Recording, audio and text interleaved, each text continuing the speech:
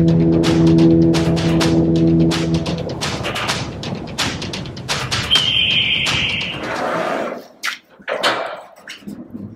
les amis. Aujourd'hui, on va vous présenter notre 4L, notre fidèle destrier qui va nous accompagner jusqu'au Maroc. Pendant longtemps, je me suis trompé. Je pensais que les voitures, ça rimait avec, une voiture qui me plaisait, pardon, ça rimait avec de la puissance, du confort et même quelquefois un petit peu de luxe. Je me suis trompé. Aujourd'hui, avec notre 4L, on va vous montrer, on va revenir au basique. On va vous montrer comment cette petite voiture-là, c'est la meilleure voiture du monde. Allez, suivez-nous.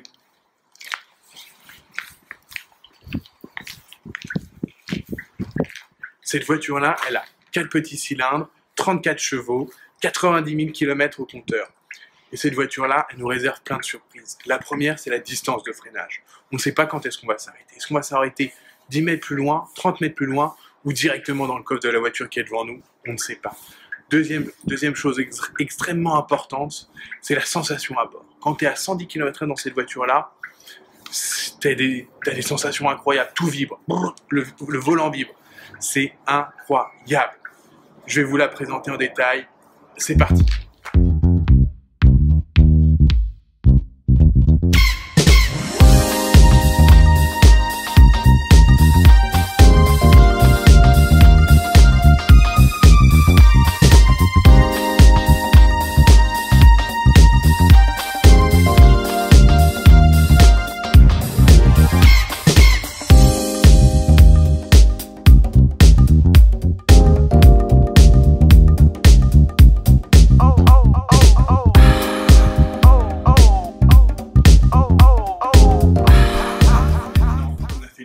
De la voiture, on va passer à la chose la plus importante, celle qui peut nous lâcher à chaque instant quand on va faire le 4L Trophy, le moteur. Et oui, la bête, la grosse bête. Alors Jean-Charles, dis-nous sa cylindrée. Ça fait 1 litre tout rond. Exactement, donc 4 cylindres. Qu'est-ce qu'on peut voir dessus? Qu'est-ce qui nous saute au visage en premier, Jean-Charles? Bah pour moi déjà, il y a un truc assez marrant qu'on voit nulle part sur aucune autre voiture, à ma connaissance. C'est cette grande tringle en fait que vous voyez au milieu, ouais, tu nous la montres, Emilia. Bah en fait c'est ni plus ni moins que le guide de boîte de vitesse directement. C'est-à-dire qu'en fait le levier de vitesse il est à l'intérieur de la voiture, je sais pas si vous pouvez le voir à travers le pare-brise, je vous le montre, oui, on le voit comme ça.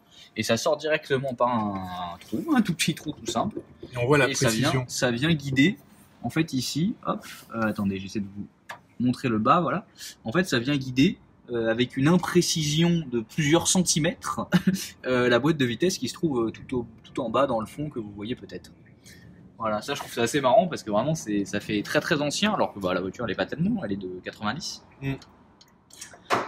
Quoi d'autre? Il y a un autre détail qui est amusant, c'est notre prise d'air qui est sur le toit. Notre prise d'air elle est très sympa. Hop, le schnorkel pour les intimes. pour les fanats du off-road. Voilà. Donc là, tout ça, bien sûr, en PVC, parce qu'on sait très bien que l'ennemi, c'est le poids. C'est connecté à la boîte à air. Exactement, qui est ici. Très bien connecté, comme tu as pu le montrer. Ouais.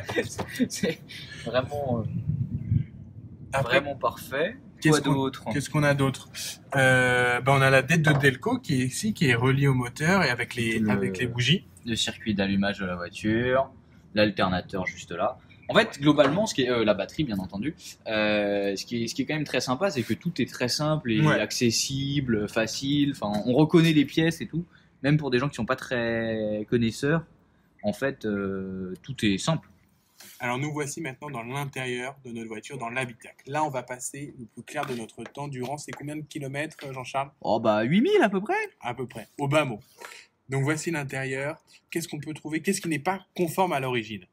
Eh ben déjà les sièges, que vous pouvez tout de suite distinguer des sièges de 4L, parce que un siège de 4L ne ressemble pas du tout à ça. D'ailleurs, parfois, ce sont des banquettes, mais là, ce sont des sièges de Clio. Pourquoi de Clio? Parce que ça s'installe très bien et parce que c'est beaucoup plus confortable que les sièges de 4L. Exactement, parce que pendant tous ces kilomètres-là, on est dans le désert, on va être bousculé. Du coup, il nous faut quand même un petit peu de confort. C'est notre seule concession au confort qu'on a fait dans cette voiture. Sinon, on a cherché à l'améliorer, mais juste pour avoir un peu plus d'informations, notamment le manomètre. Voilà, ça c'est ce petit compteur que vous voyez là qui nous donne la température de l'eau dans le moteur, du circuit de refroidissement et qui nous permet donc de ne pas faire brûler la 4L, a priori c'est le but. Exactement. On a aussi ces petites prises USB et allume-cigare. Pour recharger nos Parce appareils. C'est pendant le très raid. utile aussi. Le levier de vitesse que vous voyez qui n'est pas du tout à la place habituelle des leviers de vitesse de nos jours. D'ailleurs, je vais essayer de vous montrer le dessin. Vous voyez 1, 2, 3, 4 vitesses. Et oui, il n'y en a pas de 5e. À côté, c'est la marche arrière qui est extrêmement difficile à passer d'ailleurs. Autre détail amusant dans cette voiture, ce sont les petites pédales. Oui, alors je vais descendre pour vous les montrer Hop. et vous les éclairer. Voilà. Donc là, on a tout petit accélérateur qui est vraiment... au début, on a eu du mal à le trouver. Il est Maintenant, quasiment ça sous va le mieux. frein, donc il faut presque glisser son pied sous le frein pour arriver à y accéder. Ouais. Et Le- après, l'embrayage. Le frein et l'embrayage, bon, ça c'est classique. Et est-ce que tu sais pourquoi, Jean-Charles, la pédale est aussi petite? Non, pas du tout. Bah, c'est pour tempérer nos ardeurs, pour pas qu'on roule Oui. trop vite. On risquerait de rouler à 300 km/h avec un 4L. Pas longtemps, alors. Pas longtemps. Vous voyez le petit compteur. Alors par contre, le volant le cache un petit peu, mais vous voyez le petit compteur qui va jusqu'à combien? 140. 140. C'est inespéré, nous n'y arriverons jamais. Mais de toute façon, si nous y arrivions, la voiture mourrait, je pense, sur le champ. Et ben voilà, on a fait le tour de l'intérieur. Ouais, exactement. On vous remercie d'avoir visionné notre vidéo et on vous dit à la prochaine. Au revoir. Salut!